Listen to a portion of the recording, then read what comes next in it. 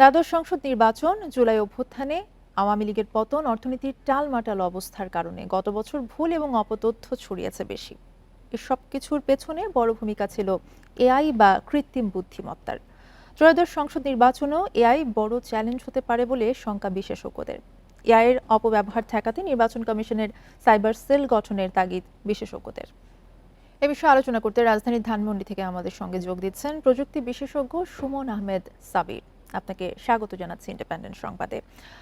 যে বিষয়টি নিয়ে আসলে আলোচনা করতে চাই, যে সামাজিক যোগাযোগ মাধ্যমে মহামারীর মতো ছড়িয়ে পড়ছে ভুল এবং অপতথ্য, আর বর্তমানে এর প্রধান হাতিয়ার কিন্তু কৃত্রিম বুদ্ধিমত্তা বা এআই। আপনার পর্যবেক্ষণ কি জানতে চাইবো।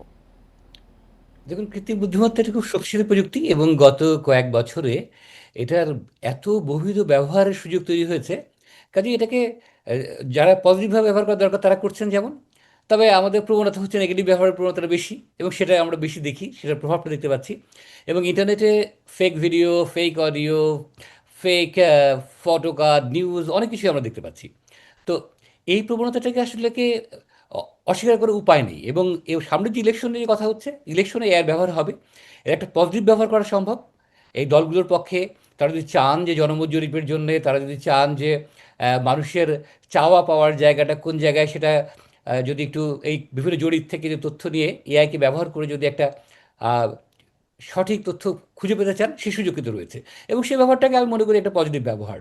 তবে যেটা আলোচনা করা হচ্ছে বেশি, যে এআই এর অপব্যবহারটা, যে ফেক ভিডিও, ফেক প্রচারণা, অন্যকে ডিফেম করার চেষ্টা, অন্য দলকে হেয় করার চেষ্টা, এইগুলো কাঙ্ক্ষিত নয়। এবং সে জায়গায় সেই প্রতিরোধের জন্য আমার কাছে মনে হয় যে যারা ইলেকশনে যাচ্ছেন তাদের নিজেদের ভিতরে কথা বলা দরকার, যে আসলে তারা এই জাতীয় কাজ থেকে নিজেদেরকে বিরত রাখবেন। ইলেকশন কমিশনের দায়িত্ব যেটা হবে, যে এই জাতীয় কন্টেন্টগুলোকে আইডেন্টিফাই করার চেষ্টা করা, এবং যদি দেখা যায় যে এখানে সত্যিই অপপ্রচার হচ্ছে, যারা করছে তাদের প্রতি ব্যবস্থা নেওয়া। এবং আমি একটা কতগুলো টিপসের কথা বলতে পারি, যেগুলো যদি করেন প্রচারণার সময়, যদি এই গাইডলাইনের ভিতরে ইলেকশন কমিশন দেয়, যে কোনো ভিডিও বা অডিও যদি তারা কোনো প্রার্থী বা কোনো দল যদি আপলোড করে, তাহলে তার সোর্স উল্লেখ করতে হবে সেখানে। এবং যাতে মানুষ চাইলে একটা ট্রাস্টেড জায়গা থেকে দেখে নিতে পারে।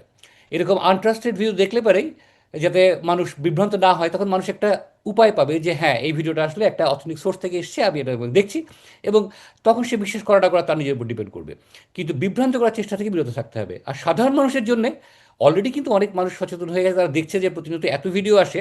এখন মানুষের আগের মতো ঠিক অতটা বিশ্বাস করে বলে আমার মনে হয় না। তবুও জি, অনেকে কিন্তু বিভ্রান্ত হতে যেমনটি পারে। আপনি বলছিলেন যে সংসদ নির্বাচনে এআই বড় চ্যালেঞ্জ হতে পারে, এমন আশঙ্কা কিন্তু আসলে করা হচ্ছে। এই চ্যালেঞ্জ আসলে কিভাবে মোকাবেলা করা যেতে পারে? আপনি বলছিলেন গাইডলাইন্স এর কথা। আর কি কি উপায় থাকতে পারে? একটা হচ্ছে গাইডলাইন্স, আর একটা হচ্ছে অ্যাওয়ারনেস, মানুষকে সচেতন করা। আর আরেকটা, যদি অপব্যবহার কেউ করে, যে কোনো অপকর্মের জন্য একটা শাস্তির বিধান আছে।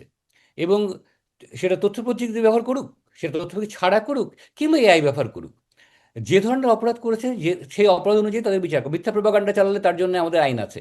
অনেকে বলছে নতুন করে আইন করতে হবে, আমি মনে করি না যে এর জন্য আজকে আইন করার জন্য আবার আমাদের বসতে হবে।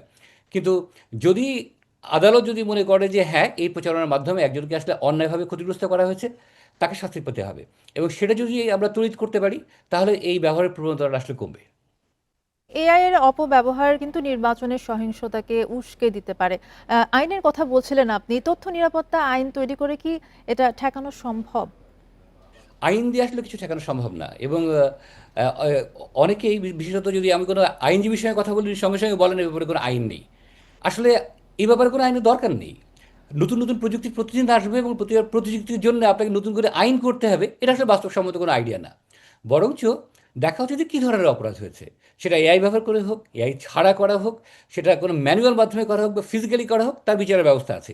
সেই জায়গাতে আমাদের ফোকাস করতে হবে, যে একটা অপরাধ সংঘটিত হয়েছে তার বিচার করতে হবে। এভিডেন্স কালেকশনের জায়গাটাতে আমাদের সক্ষমতা বাড়াতে হবে। আইন শৃঙ্খলা বাহিনীগুলো যাতে, সেটা এআই দিয়ে হোক, নন এআই দিয়ে হোক, তথ্য প্রযুক্তি ব্যবহার করে করে অপরাধ সংঘটিত হলে তারা যাতে সঠিকভাবে অপরাধীকে চিহ্নিত করতে পারেন, সেই সক্ষমতা তাদেরকে অর্জন করতে হবে। আইন আমি যতই করি, যত কঠোরই করি, যদি আমরা অপরাধীকে ধরতে না পারি, তার জন্য বিরুদ্ধে যদি আমরা প্রয়োজনীয় প্রমাণ আমরা উপস্থাপন করতে না পারি, তাহলে সে আইনের কোনো মূল্য নেই। তো এই জায়গাটাতে বোধহয় আমাদের একটা সচেতনতার জায়গা, সেটা আমাদের জুডিশিয়ারি বলি, আমাদের আইন নিয়ে যারা আইনজ্ঞ যারা আছেন তাদের, সেই সঙ্গে আমাদের আইন শৃঙ্খলা বাহিনী, প্রত্যেকটা জায়গায় আসলে একটা সচেতন দরকার।